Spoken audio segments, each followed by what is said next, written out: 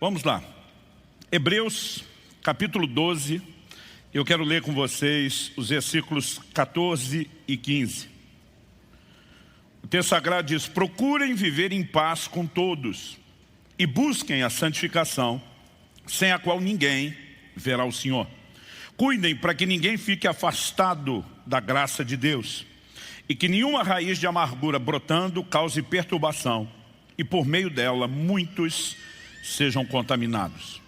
Meu Deus, pedimos que o Teu Espírito nos conduza a esse lugar onde a Tua Palavra não apenas resplandece no nosso íntimo, iluminando os olhos do nosso coração, trazendo percepção espiritual, mas, ó Deus, se cumpra a própria declaração da Escritura, de que a Tua Palavra é mais afiada do que uma espada de dois gumes, que ela tem a capacidade de penetrar ao ponto de dividir espírito e alma, juntas e medulas, e ela é apta para discernir os intentos do coração.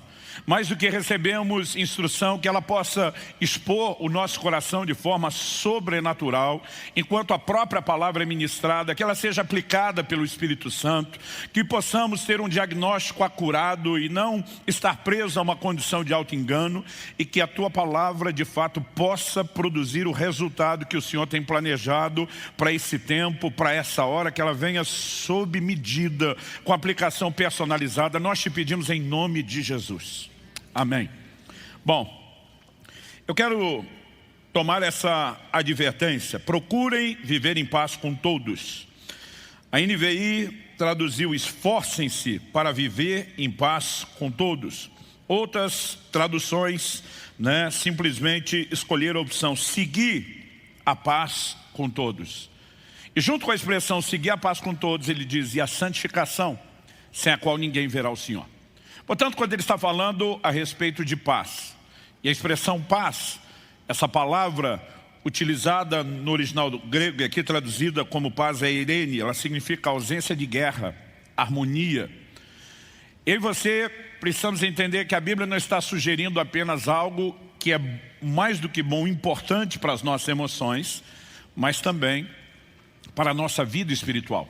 Andar em paz, em ausência de guerra, de conflitos, não apenas traz uma harmonia emocional, mas significa parte do desenvolvimento espiritual, do nosso processo de santificação. Dito isso, na sequência, o versículo 15 faz a advertência: cuidem. Outras traduções dizem: tomem cuidado. Cuidem para que ninguém fique afastado da graça de Deus e que nenhuma raiz de amargura brotando cause perturbação e por meio dela muitos sejam contaminados. Depois de falar de paz, com recheio de santificação, mesclando paz com o que será dito, a Bíblia fala a respeito de um cuidado que eu e você devemos tomar com essas tais raízes de amargura. E é sobre isso que eu quero falar hoje. O tema da minha mensagem não é apenas um chamado ao exercício do perdão, mas talvez a gente possa se concentrar principalmente em evitar a raiz de amargura do que só apenas lidar com ela. E na minha mensagem, ao falar a respeito das raízes de amargura, eu quero começar enfatizando a importância de evitá-las. Mas vou terminar também falando a respeito de como tratar com elas se falhamos em evitá-las no meio do processo. E eu gostaria que a gente pudesse olhar para esse assunto não como algo que diz respeito apenas a preservar a ordem emocional do nosso ser. Nós precisamos entender que o assunto é espiritual.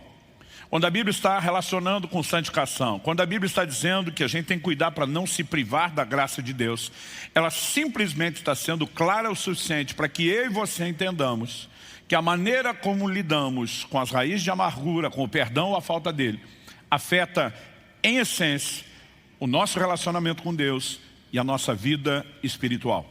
Desordem ou harmonia emocional pode ser uma consequência, um efeito colateral. Mas o cerne da questão diz respeito à vida espiritual, e essa é a aplicação que eu quero trazer.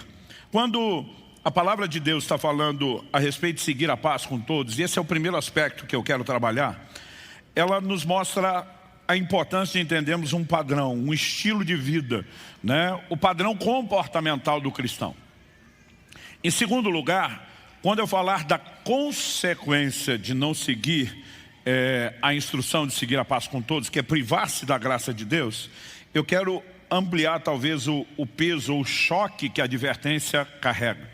E nesses dois primeiros pontos, seguir a paz com todos, privar-se da graça, eu quero trabalhar principalmente o conceito de que nós precisamos evitar a ofensa, ou a armadilha da ofensa, do ressentimento, da amargura. Mas depois, em terceiro e último lugar, eu vou trazer a perspectiva bíblica de como lidarmos com a raiz. Se falhamos em evitar, como evitar que esse processo continue e como nós podemos resolver esse tipo de coisa ou de questão. Na segunda carta de Paulo aos Coríntios, no capítulo 2, nos versículos 10 e 11, o apóstolo Paulo aborda a questão do perdão e ele eleva esse assunto para o plano espiritual, que é a leitura que eu quero que a gente tenha. Não se trata apenas de uma questão de ordem emocional, mas da vida espiritual. Ele diz assim, versos 10 e 11 de 2 Coríntios 2, a quem vocês perdoam alguma coisa, eu também perdoo. Pois o que perdoei, se é que perdoei alguma coisa, eu fiz por causa de vocês na presença de Cristo. Preste atenção à frase, na presença de Cristo. No 11 ele diz, para que Satanás não alcance vantagem sobre nós, pois não ignoramos quais são as intenções dele. Outra tradução diz, pois não ignoramos as suas maquinações, os seus ardis. Então o apóstolo Paulo está falando que uma decisão de perdão é algo que se faz na presença de Cristo. Vida espiritual, relacionamento com Deus. E ele diz, e esse zelo por manter esse assunto bem resolvido na presença de Cristo, é para que Satanás não leve vantagem sobre nós, não alcance vantagem sobre nós. O que significa que num ambiente onde não há perdão, há um espaço para ação, influência, eu diria até controle maligno. A ofensa é uma armadilha que Satanás usa. Deus nos criou como seres relacionais. Uma das primeiras declarações que Deus faz sobre o homem, lá no início no Éden, não é bom que o homem esteja só. A sabedoria bíblica aponta com clareza para isso. Provérbios 18:1 diz, aquele que se isola insurge-se contra a verdadeira sabedoria e busca só o seu próprio desejo. Agora, por que muitas vezes alguém vai insurgir-se, rebelar-se contra a sabedoria do convívio social? A Bíblia diz, ele quer o seu desejo, porque o convívio social envolve, entre outras coisas, renúncia, abrir mão, adequações, adaptações. Porque quem dera todo mundo, é o que nossa cabeça equivocadamente pensa, quem dera todo mundo fosse como a gente. Normalmente a forma como olhamos o mundo diz respeito ao jeito que nós somos. Normalmente temos a tendência, salvo aqueles momentos de crise pessoal, na hora que vamos analisar o mundo, nós temos a tendência de achar que o nosso temperamento é o melhor. Quando estamos em crise conosco mesmo, a gente consegue botar um monte de defeito, mas se comparar com os outros, nós somos os melhores. Então todo mundo deveria agir e comportar como a gente. Mas nós temos temperamentos, estilos de ser completamente diferentes. Aliás, eu costumo dizer, e Deus sabiamente distribuiu isso com a harmonia necessária.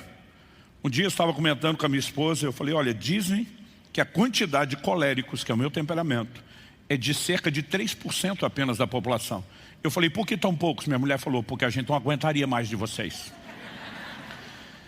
Então Deus dosou isso. Eu fico imaginando que dependendo a leitura, né, do ponto de vista do lado de cá ou do lado de lá, essa percepção do que é melhor acentua mais ou menos. Mas além dessas diferenças, nós temos o estilo de criação, a maneira como fomos formatados a pensar, a maneira como criamos expectativas e tudo isso combinado traz um potencial extraordinário para conflitos. Deus nunca disse que eu e você não teríamos conflitos. A Bíblia nos instrui a administrá-los e mostra que no meio desse ambiente os aprovados se manifestam. Logo, os reprovados também se destacam. Paulo escreve aos Coríntios e diz, importa que entre vós haja facções, divisões, confusões. Ele diz, a fim de que os aprovados se manifestem. Nós tanto podemos amadurecer nesse tipo de processo, como a nossa maturidade começa a ser colocada em evidência à medida que aprendemos a lidar corretamente.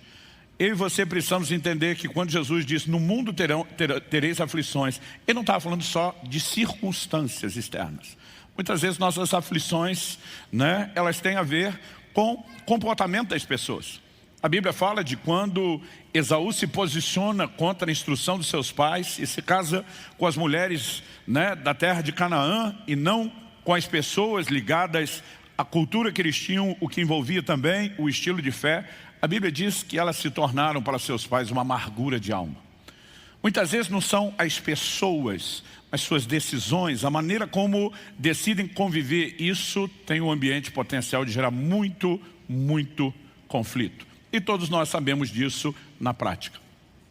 Mas a orientação bíblica nos mostra como conviver num ambiente de imperfeições. Isso significa que eu e você vamos ter que aprender a andar em amor. Isso significa que eu e você vamos entender a necessidade de determinadas adaptações. E as adaptações nem sempre significam que nós vamos viver mudando todo mundo como a gente gostaria de poder fazer. Quando Jesus disse, se alguém lhe ferir a face da outra, se alguém lhe obrigar a caminhar uma milha, vá a segunda. Ele disse, se alguém pedir a capa, entrega também a túnica. Ele está falando da capacidade de ceder. O que muitas vezes pode soar para mim e para você injustiça. Assim como o assunto do perdão. Porque normalmente o nosso foco emocional é Deus está dando mais moral para o outro do que para mim. Para aquele que está fazendo a coisa errada do que para mim que estou fazendo a correta. Mas eu quero te ajudar a entender que andar em amor, não apenas perdoar, mas evitar a ofensa, nem precisar chegar lá, é o que vai nos abençoar, vai nos enriquecer tremendamente. E isso precisa ser uma escolha e fruto de um entendimento, não só de amadurecimento emocional, mas de entendermos que isso é crescimento espiritual. A Bíblia chama de santificação. Porque errar no terreno do perdão não traz só desordem emocional. A Bíblia classifica a falta de perdão como pecado. Ele contamina o processo de santificação.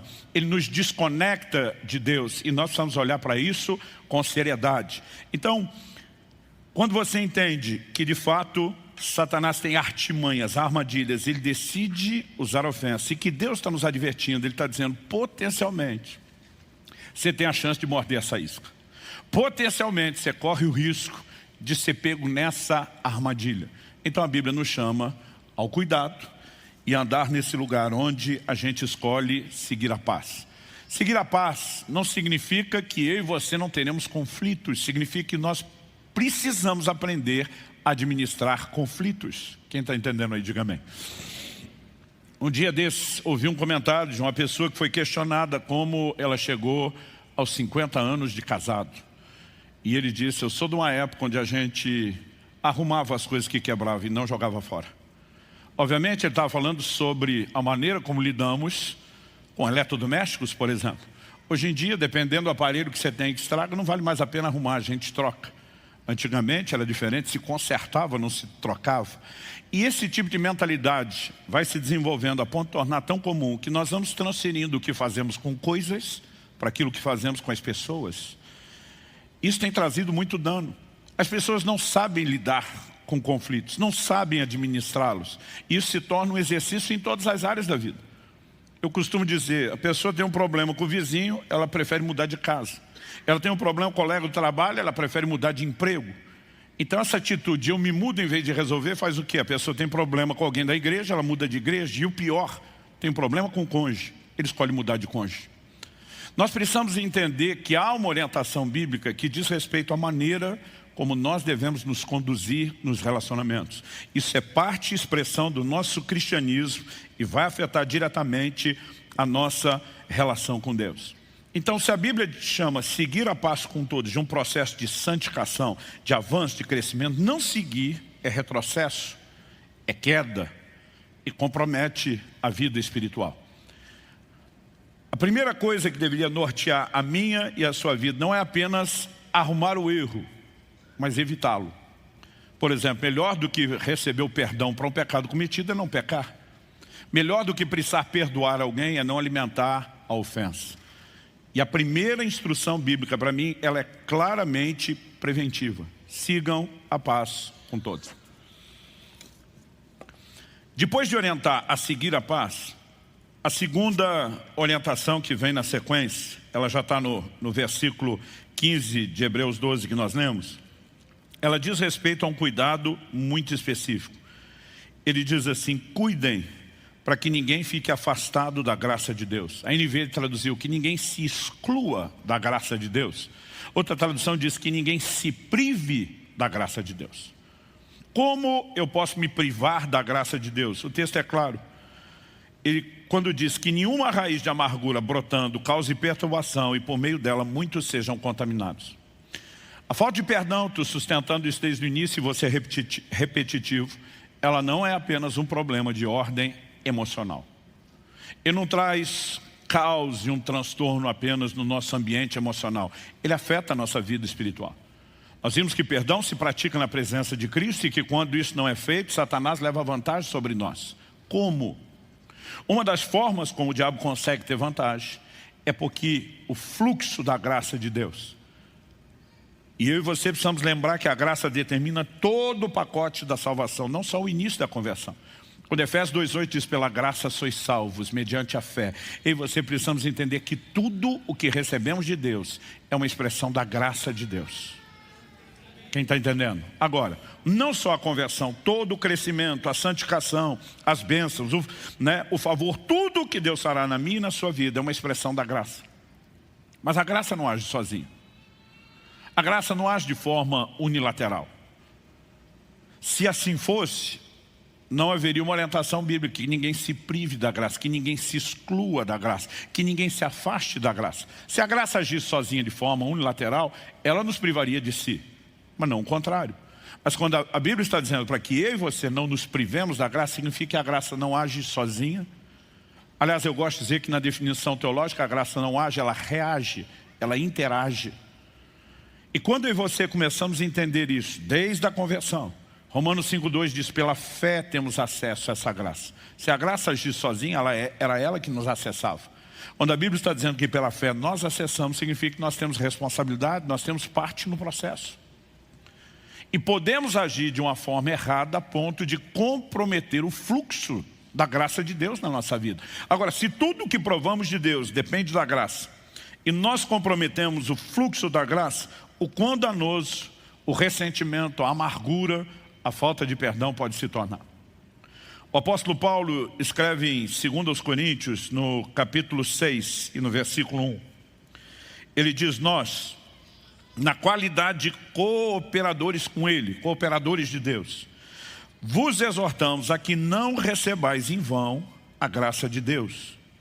Primeiro ele diz, na qualidade de cooperadores. A palavra aqui traduzida cooperadores, sinergia. Cooperar é operar juntamente com, é trabalho conjunto. Então Paulo está deixando claro, Deus não trabalha sozinho, nós temos que trabalhar com Ele. Há uma interação entre Deus e os homens. Ele diz, na qualidade de quem tem que cooperar, a exortação que eu vou fazer tem que ser entendida sob essa lente, cooperação. E diz, eu exorto vocês, não recebam a graça de Deus em vão. Quem está dizendo, Deus está liberando graça. Tem um fluxo da graça. Da parte de Deus, o fluxo da graça não será estancado. Mas você pode se privar do que Ele está liberando. Então imagine um eletrônico ligado à tomada como um computador. E alguém simplesmente passa e corta o fio da tomada. Ainda tem energia lá? Tem. Ele ainda está sendo liberado o fluxo de energia? Sim. Mas porque houve uma desconexão com o fluxo, aquele eletrônico que depende de energia não vai funcionar. Não é por má vontade da eletricidade. É simplesmente porque houve uma desconexão. E a Bíblia está dizendo, tomem cuidado para não se excluir da graça de Deus. Quem está acompanhando a ideia? Então, o apóstolo Paulo escreve aos Gálatas e ele diz, eu não anulo a graça de Deus. Por que ele diria isso, se não é possível anulá-la? Seria quase que a mesma coisa que hoje em dia alguém queria se orgulhar e dizer, eu não mato Deus, mas Deus não pode ser morto. Do que é que você está se orgulhando? Então Paulo está falando sobre anular a graça e diz, então não receba a graça de Deus em vão. E você precisamos entender como o perdão que eu e você recebemos de Deus foi liberado sobre nossa vida. Graça. E quando entendemos isso, que o perdão de Deus é uma expressão da graça, o que significa a decisão de não perdoar? Em Mateus 6, 14 e 15, ali naquele contexto da chamada oração do Pai Nosso, que nos ensina a declarar perdão sobre os outros, Jesus termina dizendo: porque se perdoarem aos outros as ofensas deles, também o Pai de vocês que está no céu perdoará vocês. Se porém não perdoarem aos outros as ofensas deles, também o Pai de vocês não perdoará as ofensas de vocês. Como recebemos o perdão de Deus? Graça. Mas quando nos recusamos perdoar o próximo, Deus está dizendo: eu vou retirar o fluxo da graça que te oferece perdão, pela sua decisão de não perdoar. Então a escolha de não perdoar nos priva do fluxo da graça de Deus. Não podemos olhar para isso e achar que é apenas um assunto relacional ou de ordem sentimental. Nós precisamos entender que, em essência, ele diz respeito a questões espirituais, por isso que está relacionado com a nossa santificação. Na parábola do credor incompassível, em Mateus 18, Jesus fala de um camarada que era uma dívida impagável quando você faz aquela conta. O tempo, os anos de trabalho, ele não conseguiria pagar aquilo. E a Bíblia fala que aquele senhor, aquele rei o perdoou.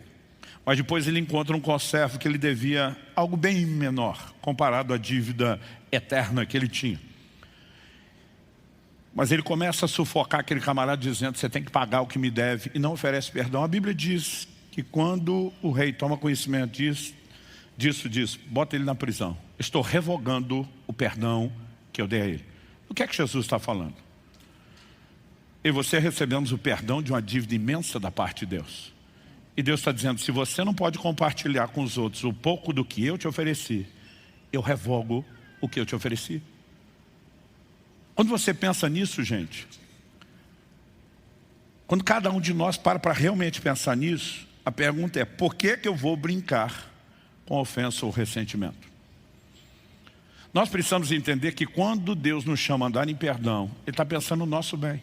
Porque a gente tem essa inclinação, como eu disse no início, de achar que é injusto. Ou só eu que tive essa crise. Muitas vezes dizia para Deus: o camarada foi o que fez, vai ficar por isso mesmo, e eu ainda perdoo. Ele já me machucou e eu deixo para lá, cadê a justiça? Quando a Bíblia diz: amados, não vos vingueis a vós mesmos, Deus não está dizendo: olha, vamos deixar por isso na injustiça. A Bíblia diz: não vos vingueis a vós mesmos, mas dai lugar à ira. Quando eu e você decidimos não vingar, a gente está colocando a situação nas mãos do reto juiz. Não significa que não haverá justiça, significa que ele determinará a justiça. Embora esse juiz é misericordioso, porque quando você é o ofensor, você está esperando que ele tenha misericórdia de você. Quando você é ofendido, você não quer que Deus tenha misericórdia do outro lado. E Deus consegue lidar bem com todas as partes, porque a Bíblia diz que Ele nos ama e não faz acepção de pessoas. Eu fico perguntando para Deus: a gente deve dar um trabalho enorme. O Senhor tem que ser muito Deus para conseguir lidar e equilibrar todas essas coisas juntas. Mas algo que tem que ser certo para mim e para você é que Deus não é injusto. Os antigos diziam que o ressentimento é algo semelhante à atitude de quem todo dia toma um pouco de veneno, esperando que quem o ofendeu morra. Quem está morrendo é ele. Então Deus não está sendo injusto com você quando te pede para perdoar. Ele está dizendo: você já foi ferido e eu estou correndo o risco de perder você. Porque você vai se privar da graça de Deus, vai comprometer o processo de santificação, vai interromper o nosso relacionamento e você será o grande prejudicado. Em outras palavras, é como se Deus estivesse tentando gritar para mim e para você: eu estou tentando salvar você e não trolando você. E esse entendimento bíblico precisa estar dentro de nós, porque muitas vezes, já que é uma maneira como o diabo leva vantagem, ele sabe jogar com as emoções. Ele sabe alimentar esse sentimento de injustiça justamente para que a gente não perdoe. E quando eu olho para a Escritura, eu vejo que a falta de perdão, ela é chamada na Bíblia de prisão. Tanto na parábola do credor incompassível, quando ele joga na prisão, e outra, não é só na prisão. E dizia: o entregue aos verdugos. Verdugos são torturadores. Essa prisão não é a prisão literal. Quando você só lê a declaração de Jesus, feita lá em Mateus, no capítulo 5, no versos 23 a 26, eu quero refrescar sua memória com o texto, embora ele seja conhecido. Jesus diz assim: portanto, se você estiver trazendo a sua oferta ao altar, e lá se lembrar que o seu irmão tem alguma coisa contra você. Interessante que aqui não é nem só você ter algo contra o outro. E às vezes lembrar que o outro tem algo contra você. E às vezes a gente tem a mania de dizer: não fiz nada demais, mimimi dele.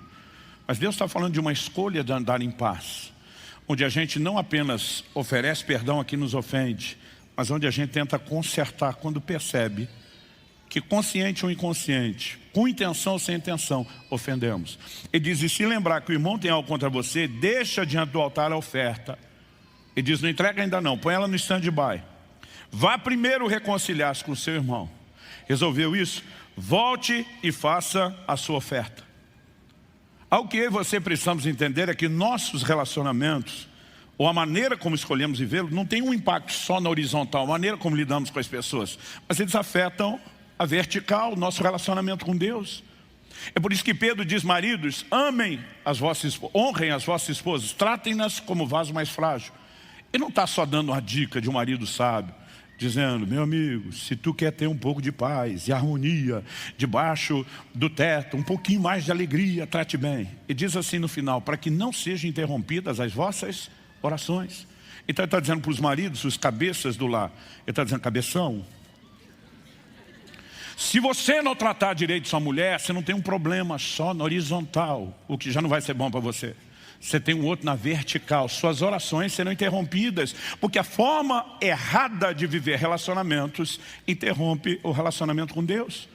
Paulo escreve a Timóteo e diz, eu exorto, pois que os homens orem em todo lugar, levantando mãos santas, sem ira nem contenda. Definição de mãos santas, sem ira nem contenda. Ira e contenda é o quê? Pecado de relacionamento. A menos que você tenha a habilidade de se irar consigo mesmo e só contender consigo. O que normalmente a gente não costuma presenciar. Outro dia eu soube de uma pessoa que ele era tão problemático, mas tão problemático, que morava sozinho e fugiu de casa. Mas salvo esse tipo de exceção, problema de ira e contenda é com os outros, não é com a gente. E a Bíblia está dizendo que isso vai afetar o quê? A vida de oração, o relacionamento com Deus. Quem está entendendo? Quando a Bíblia diz não se prive da graça de Deus, ele está dizendo, tolinho, se você continuar essa ideia de manter a amargura, o ressentimento, o grande prejudicado será você e não apenas nas suas emoções. Bom, verso 25. Entre acordo, de Mateus 5, entre acordo sem demora com o seu adversário, enquanto você está com ele a caminho, para que o adversário não entregue você ao juiz, o juiz entregue você ao oficial de justiça e você seja jogado na prisão. Em verdade, eu lhe digo que você não sairá dali enquanto não pagar o último centavo. Alguns acham que Jesus estava falando só de evitar a prisão natural, por meio de um acordo. Mas quando eu e você olhamos o pacote do ensino de Jesus, inclusive Mateus 18, a parábola do credor incompassível, que diz que vai para a prisão, que vai ter tortura, nós entendemos que a Bíblia está falando em essência de uma prisão espiritual. Quando eu e você nos privamos da graça, saímos da esfera da ação de Deus, entramos num lugar onde Satanás leva vantagem, ele consegue nos prender. E além de prender e amarrar nossa vida, a Bíblia diz que essa prisão tem verdugos, torturadores. Muitas pessoas têm sofrido desnecessariamente porque caíram nessa armadilha. Sofrem no plano espiritual, sofrem no emocional, sofrem no físico. Inúmeras enfermidades se manifestam tendo origem na falta de perdão. Alguns dizem, isso não é patológico. Falei, então que seja espiritual, mas que vai ter verdugo, vai. E eu não quero saber qual a origem, eu quero evitar o problema. E a Bíblia nos pontua um comportamento que pode nos proteger disso. Quem está entendendo, diga amém. Terceiro e último lugar. Depois de entender a importância de seguir a paz com todos e o motivo principal para não se privar da graça de Deus, e esses dois primeiros tópicos nos ajudam a evitar a ofensa, eu quero falar agora a respeito de lidar com a raiz de amargura. Pastor, se eu não evitei, ou até consegui evitar em tantas coisas, mas acabei caindo nessa armadilha, como eu lido com isso? Seguir a paz é nem precisar perdoar, é viver acima da ofensa, é escolher andar em amor. Eu e você podemos viver nesse lugar. Isso é uma escolha e é uma decisão. Agora, não significa que nós damos manutenção a esse comportamento só com recursos humanos, naturais. Romanos 5,5 diz que o amor de Deus é derramado em nossos corações pelo Espírito Santo. Paulo escreve aos Gálatas e diz, o fruto do Espírito é amor. E quando falamos desse tipo de amor, ágape, o amor perfeito do tipo de Deus, ele é paciente, ele não se irrita, ou seja, nós precisamos de um combustível sobrenatural para viver esse nível de tolerância. Se relacionar significa muitas vezes adequar, ceder e não só tentar transformar os outros, para que a gente consiga negar o cerne daquilo que é a expressão da nossa carnalidade, que é o egoísmo, nós precisamos de um combustível sobrenatural. Primeiro, é possível evitar, mas se percebemos que falhamos em evitar, que a gente não erre duas vezes, deixando de aplicar algum tipo de intervenção que impeça o processo de crescer, porque ele sempre será progressivo. Primeiro, a Bíblia fala de uma raiz de amargura. Raiz é aquilo que normalmente fica onde? Para baixo do solo. Está falando de uma fase onde o processo funciona fora da vista. Mas existe um momento onde a raiz brota. E aí vem a público e se torna visível. Existe a fase onde o problema é meramente individual. Está fazendo mal a quem está ressentido. Mas quando brota, a Bíblia diz, agora vai começar a contaminar os outros à volta. E aquilo que antes era um problema para a emoção de um indivíduo e para a vida espiritual de um indivíduo, agora pode progredir, se tornar um problema para as emoções e para a vida espiritual de vários indivíduos. Não é difícil você perceber uma pessoa amargurada. Um pouco de conversa já revela isso. A dor que alguns expressam na maneira como falam, né, já denuncia isso, até porque a Bíblia diz que a boca fala do que está cheio o coração. O problema é que quem está transbordando já acostumou com aquilo e não percebe que agora, além de estar tomando veneno, está destilando veneno nos outros. Ou você nunca tomou a dor de outros? Só eu que fui o tolinho de fazer isso. Eu lembro que recém-casado, um dia eu disse para a Kelly, falei, meu amor, você está vindo para um lugar de pastoreamento aqui, nós temos aconselhamento. Falei, presta atenção numa coisa importantíssima, que ninguém me falou quando eu fui pastorear. Nós fomos aconselhar um casal, você vai ouvir o primeiro cônjuge, não importa se é o marido ou a esposa. Quando ele terminar de falar, você já está com raiva do outro. Mas quando você termina de ouvir o outro, você está com raiva do primeiro. Porque cada um tem razão, mas não tem jeito dos dois ter razão. Eu falei, talvez cada um tenha um pouco de razão, mas nós precisamos saber como lidar com isso. Muitos de nós não temos nem a sabedoria de ouvir a outra parte envolvida. Paulo, em determinado momento, bate o pé e fala sobre a importância de que ninguém seja acusado sem direito de defesa. Quantas vezes nós compramos a amargura de alguém, passamos à frente aquela versão contaminada, ajudamos a contaminar outros, sem sequer dar oportunidade à outra parte de se posicionar. Ou de trabalharmos dessa forma com mediadores. Fulano está assim, qual a sua versão? Qual a sua leitura? Porque a sua versão não é necessariamente a verdade, ela pode ser a sua leitura. Então eu, como alguém de fora, sem me envolver, posso ajudar vocês. Nós precisamos ser muito vigilantes nisso. Mas pastor, não evitei, a raiz da amargura entrou. O que é que fazemos agora? Logicamente que a resposta, se a gente for falar só de forma direta, perdão. Mas a gente precisa entender melhor a dinâmica de funcionamento do perdão. E antes de falar de princípios bíblicos para aplicar o perdão, eu gostaria que a gente entendesse o seguinte: se a Escritura comparou a amargura a uma raiz, que depois brota, tem todo um paralelo do funcionamento das plantas. Considerando isso, eu e você precisamos pensar em outras informações que a Bíblia nos dá a respeito das plantas, que não são meramente informação, né, de ordem botânica, para a gente acumular conhecimento. Mas também tem aplicações espirituais. Um dia eu estava lendo Mateus capítulo 13, a parábola do semeador. E eu percebi que Jesus menciona que uma das sementes caiu em solo rochoso, pedregoso. Na hora de explicar, ele fala de como a semente germina ali, mas a raiz não consegue se aprofundar. Por quê? Tem pouca terra, tem pedra logo. E porque a terra não é profunda, a raiz não consegue, ela fura o solo, mas não fura a pedra. Então ela acaba ficando, na sua maioria, exposta para o lado de fora. Quando a raiz foi desenhada pelo Criador para ficar do lado de dentro, debaixo da terra. Por quê? Lá no escuro, ela sobrevive. Jesus diz que essa que fica na superfície, quando sai o sol, ela seca e ela morre. Quando falamos de uma semente como a palavra de Deus que vai dar bons frutos, nós não queremos que morra. Mas quando estamos falando de uma raiz de amargura, nós queremos é que a miserável morra, porque senão ela vai nos matar. E a Bíblia está dizendo que se a gente tira do escuro de debaixo do solo e traz a luz de Deus, essa raiz pode secar. O problema é que por muito tempo a gente não traz isso à luz. E depois, quando ela ganha força e finalmente brota, ela vai tornar público. Mas agora eu e você estamos na fase em que se tornou público não para abortar o processo. Agora é para contaminar os outros. Nós precisamos ser honestos com sentimentos que a gente não consegue lidar. Não só conosco mesmo e com Deus. Eu acho que em primeiro lugar trazer a luz diante de Deus. Mas a Bíblia fala a respeito da necessidade de que a gente confesse as coisas uns aos outros.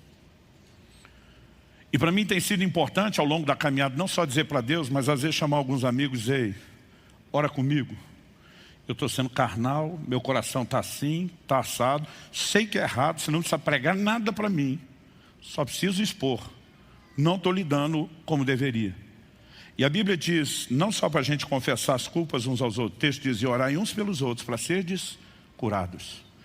Quantas vezes só de cuspir aquele veneno, de vomitar, colocar aquilo para fora, e dizer agora bota a mão na minha cabeça, ora comigo, me ajuda. Você percebe a realidade do que a Bíblia diz, para serdes curados. Nós podemos secar essa raiz, trazendo ela à luz. E também podemos parar, não só de mantê-la preservada lá no escuro, mas de dar a ela o que ela precisa. O que é que uma raiz precisa? De água. Quando a Bíblia diz lá em Isaías, de uma raiz em terra seca, significa que ela não vai tirar nutrientes para a planta e ela vai morrer. Pastor, o que é regar essa raiz? Quando falamos desse contexto da amargura, para mim, autocomiseração. O que todos nós, em diferentes níveis e graus, temos uma certa expertise. A gente tem a capacidade de lamentar, de lamber nossa própria ferida, né? De simplesmente trabalhar aquilo de tal... E quanto mais eu e você fazemos isso, maior a probabilidade que a raiz não só perdure, mas cresça, desenvolva. Agora, se eu e você decidimos, eu não vou secar isso.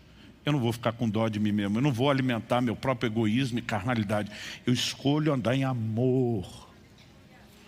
Nós começamos a secar essa raiz. Quem está entendendo, diga amém. Porque muitas vezes a gente fala do perdão de uma forma tão subjetiva que fica até difícil praticar. É que nem dizer, você tem que crer. Mas muitas vezes a gente não ensina como a fé funciona, como que ela é exercitada, como que ela é aplicada, né? Então, em termos práticos, nós precisamos trazer à luz, porque inevitavelmente, uma hora ou outra, aquilo virá à luz. O problema é que você vem na hora errada, já não te cura e está estragando os outros. A luz da presença de Deus e a luz de pessoas confiáveis, não só emocionalmente, mas espiritualmente saudáveis, que nos ajudem a crescer e a lidar com o processo. E tomar uma escolha. Eu não vou ficar nesse ambiente de autocomiseração, né? Lambendo minha própria ferida com o perdão da expressão e da ilustração. Eu e você precisamos entender, e eu sempre falo isso, que a decepção é proporcional à expectativa. Quanto maior é a nossa expectativa com as pessoas, maior é a chance da gente se decepcionar. É por isso que talvez as maiores dores aconteçam no ambiente familiar e das pessoas de relacionamento mais próximo. No Salmo 55, dos versos 12 a 14, o salmista fala algo interessante que me tem feito pensar muito sobre essa dinâmica prática dos relacionamentos. Ele diz assim, porque não é um inimigo que me afronta. Se fosse, eu suportaria. Nem é o que me odeia quem se exalta contra mim, pois dele eu me esconderia. Mas é você, homem, meu igual, meu companheiro, meu íntimo amigo. Juntos nos entretínhamos e íamos com a multidão à casa de Deus. Está dizendo, se fosse inimigo, eu estava alerta. Se fosse quem me odeia, eu me preveniria. Mas você não. Com você eu baixei a guarda. Com você eu estava exposto. Com você eu estava vulnerável. E muitas vezes nesse ambiente de expectativas, e nós falhamos. Nós projetamos no comportamento dos outros um padrão de perfeição que nem nós oferecemos. E de alguma forma a gente insiste nisso. Em vez da gente ter aquela mentalidade, estamos entrando num lugar e num ambiente, em qualquer relacionamento, inclusive no casamento, onde as imperfeições vão aparecer, e a gente já espera aquilo para poder lidar com o comportamento esperado, a gente cria uma expectativa completamente diferente. Alguém me perguntou outro dia, pastor, por que essa crise de quando a criança chega à adolescência com os pais? Eu falo, olha, eu não estudei tanto sobre o assunto, mas já vi muita água passar debaixo da ponte. Enquanto os filhos estão na fase de criança, eles olham para nós, os pais, como se a gente tivesse superpoderes. Eu, quando garoto, achava que meu pai tinha superpoderes. Meus filhos achavam o mesmo de mim. Eu tinha a mania de brincar quando paravam no farol e dizer, olha a autoridade do papai. Eu vou contar até 3, quando eu der uma voz de comando, a luz vermelha apaga, a verde acende. E eu contava 1, 2, 3, 3, 2, 1, verde. Quando eu abri o verde, eles, uau! Eu brinquei tanto com aquilo, e um dia eu estava com a cabeça longe, com alguns problemas que tinha que lidar, parei no farol, esqueci, meus filhos ainda pequenos, pai, o que foi? A luz, o senhor não vai falar? Nem deu tempo de contar, verde, já estava em cima do laço. Abriu, eu disse, uau! E eu voltei a pensar nos meus problemas. Um deles perguntou, papai, como é que você consegue? E eu, distraído com aquilo, simplesmente disse, papai fica olhando a luz do outro farol. Quando aquela apaga, a de cá vai acender e a hora que eu vi, eu tinha entregado o ouro. Só que mesmo entregando o ouro, eu nunca imaginei que eles levaram aquele negócio tão a sério. Eu lembro a cara de decepção deles. Gente, vocês não têm noção. Um deles me perguntou, quer dizer que o senhor não tem superpoder? Eu falei, não. E a gente esquece de como a coisa já foi. Eu brinco até hoje, quando era garoto, meu irmão mais velho, que era meu herói, me trollou. A gente estava cantando na igreja um hino antigo que dizia chuva de bênçãos. Nós temos chuva de bênçãos do céu. Eu, como criança, olhei para ele e falei, o que é chuva de bênção? Eu não conhece não? Eu falei, não. Ele falou, não tem a chuva de água? Eu falei, essa eu conheço. Então, a chuva de água, ela vem do céu e molha a terra, não é? Eu falei, é. Ele falou, chuva de bênção, ela sai do chão e molha o céu. Eu passei anos procurando a chuva, até descobrir com entendimento que me trollaram. Ele até hoje brinca, você tem que me perdoar. Eu falei, não, está perdoado. Mas vou entregar sua trollagem para o mundo inteiro. Gente, aquilo foi uma decepção inexplicável. Então, se com coisas pequenas a gente consegue decepcionar, imagina as maiores. E muitas vezes o que nós precisamos no convívio é regular a expectativa. Se eu não sou perfeito, vou falhar com os outros, por que é que eu espero perfeição dos outros e já não projeto que eu tenho que estar pronto para lidar com falhas? Nós precisamos reprogramar a maneira de pensar e viver os relacionamentos à luz da Escritura. Deus, o Criador, o fabricante, deu para mim e para você, quando nos criou o manual do fabricante, que nos ensina a relacionar. E depois de entender essas dinâmicas, que para mim não são só ferramentas psicológicas, espere corretamente. Outra coisa, de forma prática, quando Jesus está na cruz e diz, Pai, perdoa-lhes, porque não sabem o que fazem. Ele nos ensina a olhar para o ofensor como vítima. Ele é vítima da ignorância, ele é vítima de alguém que o feriu. Muitas vezes nós não conseguimos perceber o comportamento e a reação de alguns. Mas a gente poderia ter um pouco de empatia se você conseguir se colocar na pele do outro. Eu lembro de uma ocasião, eu estava na praia, estava um tempo meio nublado e eu não me toquei que sem o sol aparecer forte, o mormaço queimaria, não usei protetor solar, e depois de uns dias eu volto para a igreja como? Está tão queimado que mal conseguia dormir à noite. Eu lembro quando chego na igreja, revejo alguns amigos, a gente, todo mundo com saudade, alguns já abrem o braço para te abraçar, e eu, não me toque, porque quem está machucado não consegue ver no abraço uma expressão de afeto, aquilo é uma ameaça. Emocionalmente, nós temos muita gente agindo assim o tempo todo. E às vezes você pergunta que bicho mordeu essa criatura. Em vez de perguntar para a própria criatura o motivo do comportamento, a gente fica julgando e avaliando. Jesus elogia Natanael, diz, eis um verdadeiro israelita em quem não há dolo. Natanael vira para Jesus e diz, de onde o senhor me conhece?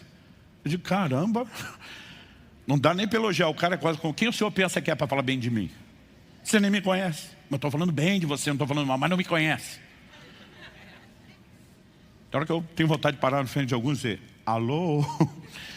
Mas sabe, se você aprendemos a nos colocar no lugar de outros, a gente pode regular algumas coisas. Isso é mais do que ferramenta emocional. São orientações bíblicas, práticas e sábias. Mas a grande ferramenta para o perdão, ela é de ordem espiritual. Além do amor de Deus que é derramado em nossos corações, o perdão é um ato de fé.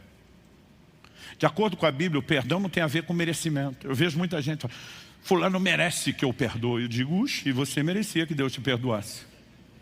Efésios 4:32 diz que nós temos que perdoar como Deus em Cristo nos perdoa. A gente merecia? Não. Então a gente oferece perdão sem outro merecer. Nós recebemos perdão por misericórdia, porque é que agora, para oferecer perdão, tem que ter merecimento? Pastor, a teoria é bonita, exatamente. Como é que a gente pratica? Fé. Perdão não tem a ver com sentimento. E também Jesus disse que não é só da boca para fora. Ele disse que tem que perdoar de coração. Meu amigo, aqui está o negócio. Porque tem hora que você fala, tá bom, tá perdoado. E lá dentro você sabe que está gritando, tá coisa nenhuma, cruzei o dedo. Não que você queira, mas sua emoção está te prendendo dessa forma. Quando Jesus, em Lucas 17, fala sobre a quantidade de vezes que os discípulos tinham que perdoar quem ofendesse no mesmo dia, os discípulos dizem, Senhor, aumenta a nossa fé. Eles não estão dizendo que não tem fé. Eles estão dizendo, por isso o Senhor está falando que nós precisamos de mais fé do que o que nós temos. Os caras já eram enviados por Jesus para ressuscitar morto, levantar paralítico, abrir o olho do cego, o ouvido do surdo, a boca do mudo. Eles já estavam vendo milagres extraordinários. Mas eles estão diante de Jesus dizendo, ressuscitar o morto, beleza, está bem mais fácil. Mas perdoar esse tanto, não damos conta. Por aí você imagina o tanto de fé que você tem que ter para perdoar. Quando eles pedem, Senhor, aumenta a nossa fé, o que é que Jesus responde? Se tiverdes fé, como grão de mostarda. A NVI, uma tradução que eu gosto muito, ela pecou, na minha opinião e na de muitos outros estudiosos, terrivelmente na tradução desse versículo. Ela diz, se tiverdes fé do tamanho de um grão de mostarda. Você revira aquele original grego, não existe a expressão tamanho em lugar nenhum. Mas por conta de um entendimento popular, até hoje você vê gente dizendo, se você tiver uma fezinha do tamanhozinho, de um grãozinho de mostarda, resolve tudo. Ué, se a fezinha do tamanhozinho, do grãozinho de mostarda resolve tudo, por que é que Jesus condenou a pequena fé de outros? Uma hora ele repreende pela pequenez da fé, depois diz que a fé pequena resolve tudo. Jesus se decida, porque se ela resolve tudo, ter fé pequena não é um problema. Se ter fé pequena é um problema, a fé pequena não resolve tudo. O ensino de Jesus nunca falou do tamanho, ele só diz fé como semente. O tradutor pegou a ideia de que o grão de mostarda é a menor da semente e falou, Jesus deve estar falando do tamanho, nós estamos falando de multiplicação. Como você multiplica o pouco que tem? Se você planta a semente, você vai multiplicar o que tem. Pega o contexto, Senhor, aumenta-nos a fé. Ele diz, não sou eu que aumento, vocês aumentam. Como? Exercitando, usando a fé que você tem. Plante um pouco, que você colhe mais. O exercício da fé não sai...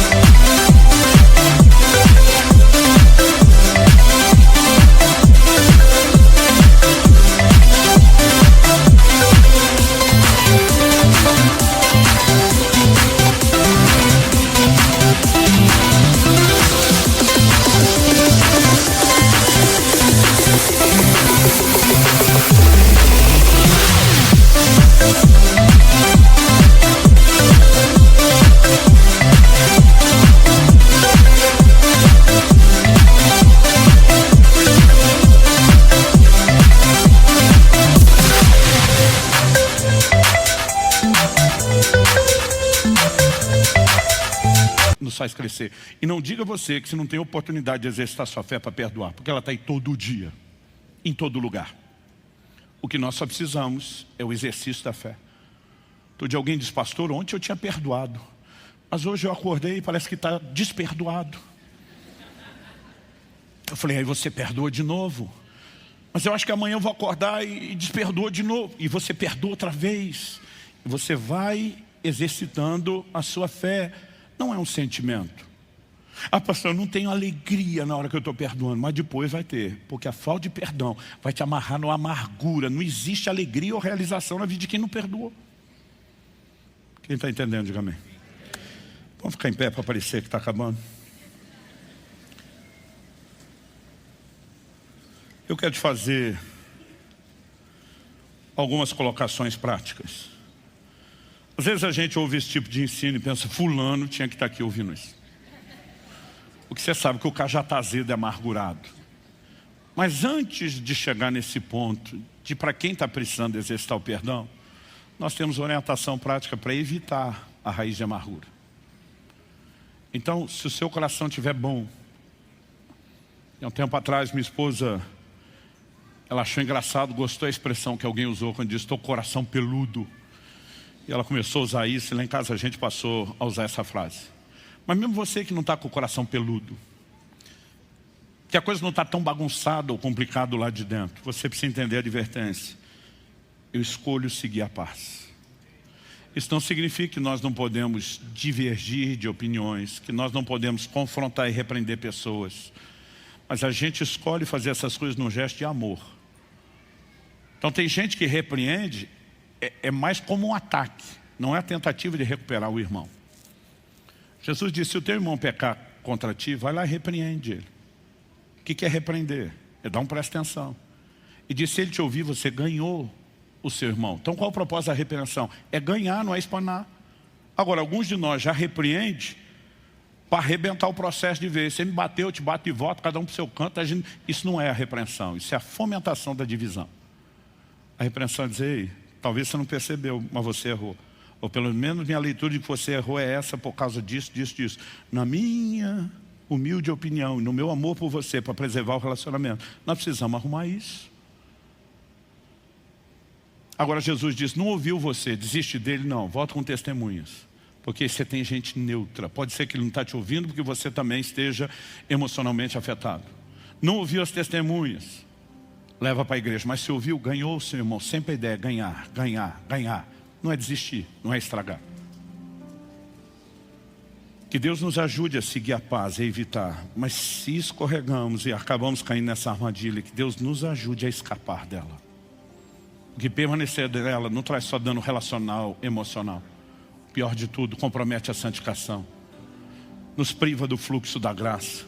Dá Satanás vantagem sobre nós. Eu tenho visto muita gente que quando entrou num lugar de perdão, e a maioria não faz isso porque acordou um dia dizendo, ah, que vontade de perdoar que me deu hoje. Mas porque ela escolhe vencer a emoção por uma decisão e um ato de fé. Eu tenho visto gente ser curada não só nas suas emoções, no seu corpo. Ah, pastor, toda enfermidade é uma desordem emocional da falta do perdão? Nem sempre. Pode ser que seja uma influência espiritual dos verdugos que levaram vantagem sobre você, mas não importa como entrou, o importante é que essa consequência saia. Não importa a origem, desde que ela vá embora. E aqueles que se recusam, eles não criam um problema só para si. Não é apenas a desconexão deles com Deus. O problema é maior. Porque quando eles não resolvem, além de comprometer sua santificação, dá vantagem a Satanás de se privar da graça de Deus. Ele sai do estágio onde ele apenas tem um problema e agora ele se torna um problema. Porque gente amarga começa a espalhar o que tem para aqueles que estão em volta. Toda raiz, quando brota, se torna uma planta. Ela vem a esse mundo para frutificar, para multiplicar. E com a amargura não é diferente. E nós precisamos conter esse dano. Quem está entendendo, diga amém. Eu gostaria de orar com vocês. Você, na verdade, não precisa ouvir a minha oração. Você já pode fazer a sua. Talvez você possa dizer, Senhor, eu quero que esse alerta fique não só na minha mente, mas entre de tal forma no meu coração que eu consiga discernir situações onde a armadilha da ofensa está na minha frente, evitar cair nela. Me ajude a guardar o meu coração. Talvez você diga, pastor, essa palavra hoje para mim é mais do que um alerta. A prevenção para não ter um problema. É Deus me oferecendo a chance de interromper o andamento progressivo desse problema. Eu já estou com uma raiz de amargura.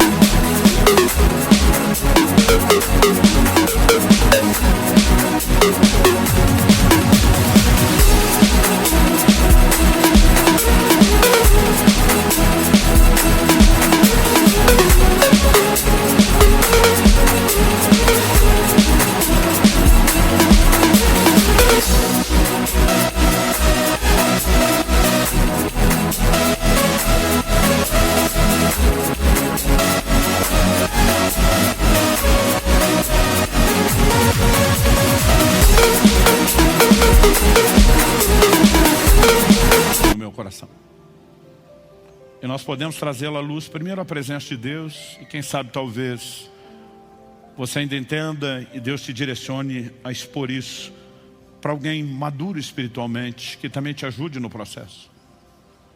Talvez você diga, pastor, eu já estou no último estágio.